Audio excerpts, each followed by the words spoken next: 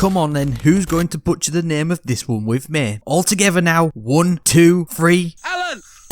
Hunters have a new exotic that's going to carry you through endgame content from this point forwards, and I'm going to show you how in a build in 3 minutes or less. See Me Feel Me is much easier to pronounce, and it's probably the easiest 35% damage buff you'll ever get too. Simply doing any attack after you've been invisible will trigger this damage buff for 6 seconds. The second part is probably where it'll come in handy during certain endgame content, as it'll store a reserve overshield for you and nearby allies if you do a finisher whilst you're invisible. It might not be glaringly obvious how good this will be, but when it's squeaky bum time, you'll definitely know it. What's great about this new exotic, formerly known as Gary, is that the buff can and will stack with all the best buffs and debuffs in Destiny 2. Plus there's a super potent endgame build that you can set up in an instant, all centered around everyone's favourite bow. If you missed the memo, fully drawn arrows and precision hits will now stun overload champions, as well as spreading the damage over time poison to targets. This works perfectly with the Hauberk's damage buff, but if you stare even deeper into the void, you can just melt champions and enemies, as well as do actual decent boss damage too. Vanishing Step, Trapper's Ambush and the Echo of Persistence will effectively set up an infinite invisibility gameplay loop, especially if you pair it with Reaping Wellmaker to create void elemental wells and the Well of Utility to grant bonus class energy, along with the Echo of Dilation fragment to give you a bonus mobility stat too.